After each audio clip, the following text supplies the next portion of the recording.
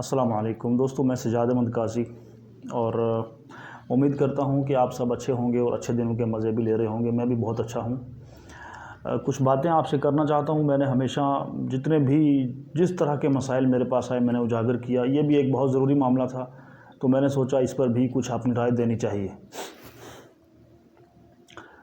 आप सबको पता होगा कि जिस तरह इस वक्त जो है, ख़ास तौर से अगर मैं जम्मू कश्मीर की बात करूं, तो हर जगह जो है वो बहुत इस तरह के दर्दनाक मामले सामने आ रहे हैं। और ख़ास तौर से एक मामला जो है वो बड़े लंबे अरसे से चला आ रहा है, लेकिन आज तक उस पर कोई कार्रवाई नहीं हुई। तो मैंने मुनासिब समझा कि इस मसले को दोबारा उठाना चाहिए। फॉरेस्ट राइट एक्ट की बात बहुत से लोग आजकल कर रहे हैं। सबसे पहली बात, मैं अपने तमाम जितने भी गुजर बकरवाल कम्यूनिटी से लोग हैं उनसे मेरी ये अपील है कि सबसे पहले हमें एक होना पड़ेगा। आप लोग ये ना समझें कि ये मसला सिर्फ गुजर या बकरवाल कम्युनिटी के लोगों का है, ऐसा नहीं है। जो पहाड़ी तबका के लोग हैं वो भी इस ज़ुमरे में आते हैं, क्योंकि हमारे यहाँ पर जो एक रिवाज है ढोक जाने का, या जब मौसम में बाहर जब आता है तो हम लोग अपना जो माल मवेशी है वो लेकर ऊपर जो है पहाड़ियों पर जाते हैं, जिसको हम ढोक कहते हैं।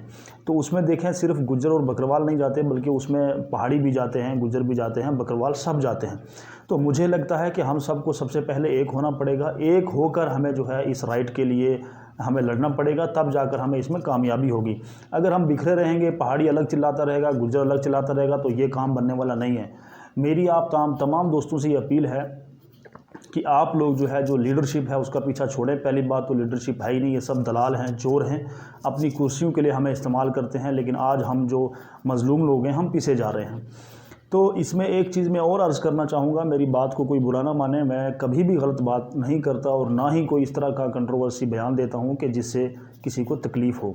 आप देखें कि इस वक्त ख़ास तौर से जम्मू कठुआ या इन इलाकों में जितने भी हमारे मुसलमान भाई हैं, या ख़ास तौर से जो गुज्जर तबका से कुछ लोग आते हैं, मैं सब की बात नहीं कर रहा, कुछ लोग हैं, चंद जो घटिया लोग हैं वो सारे कुंबे को बदनाम करते हैं। वो इस वक्त जो है दिन ब दिन बीजेपी ज्वाइन कर रहे हैं। तो उनसे मेरी अपील है कि आप ये रास्ता इख्तियार ना करें बिल्कुल, और इस चीज़ को जो है इससे परहेज़ करें। दूसरी बात यह है कि जितने भी इस टाइम जो लीडर हजरात हैं जो गुजर तबका से, उनसे मेरी अपील है कि वो अपने जो गुजर कम्युनिटी के जो लोग हैं उनको समझाएं, उनको जो है इस रास्ते से वापस कराएं, ताकि वो लोग जो है इस पर बिल्कुल भी नज़र न दें।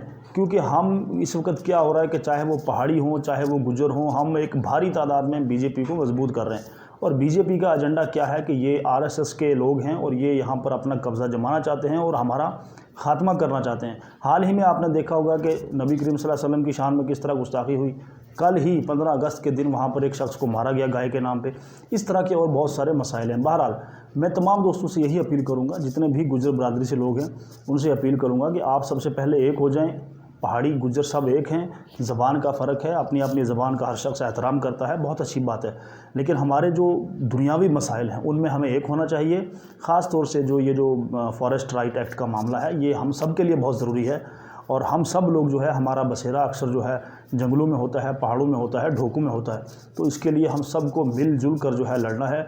मेरी यही अपील है कि सब एक हो जाएं और एक होकर इस मामले के लिए हमें लड़ना चाहिए। आपको याद होगा उस वक्त जब तालिब हुसैन और बहुत सारे उसके साथी इन चीज़ों के लिए आवाज़ उठा रहे थे, तो उस वक्त हम ही में से कुछ लोग जो है उसका मजाक उड़ा रहे थे। हम कह रहे थे कि ये दलाल है और ये ऐसा वैसा। लेकिन आज उन चीज़ों की कदर आ रही है। हमारे होते हुए कितने हमारे हुकूक को पामाल किया गया, हमारी ज़मीनों पर कब्ज़ा किया गया, यहाँ तक कि हमारे जो कब्रिस्तान थे उन पर कब्ज़ा कर लिया गया, हम कुछ नहीं कर पाए। उसका रीज़न, उसकी वजह सिर्फ यही थी कि हम एक नहीं थे, गुजर गुजर में, पहाड़ी पहाड़ी में। तो ये चीज़ जो है ख़त्म करें, एक हो जाएं तो सारे मामलात हल हो जाएंगे। अपना कीमती वक्त मुझे देने के लिए बहुत बहुत शुक्रिया। अपनी दुआओं में याद रखें। अल्लाह हाफिज़।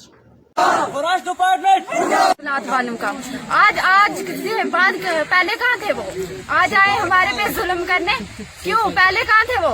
जाओ जंगलात वालों के मकान देखो, अंदर से बिहार की लकड़ी लगी है। आज हम गरीबों को हमको ठगते हैं। वो पहले बोलते हैं मकान बनाओ, फिर आके मकान को गिराते हैं। ये कौन का इंसाफ है?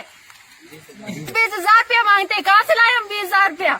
गुजर बकरवालों को पहले बोलते हैं मकान बनाओ, तो फिर बोलते हैं जंगलात वाले आके तो बोलते हैं पैसे दो। कहाँ से देंगे पैसे? पैसे मांगे फॉरेस्ट डिपार्टमेंट से? चीफ साहब ने, रेंजर साहब ने पैसे मांगते हैं, उनसे बोलते हैं 20,000 रुपया पैसे दो। अरे हमारी पंचायत के सब बंदे सरपंच ने बुलाए थे उधर, और हमारे बच्चे औरतें घर में अकेली थी।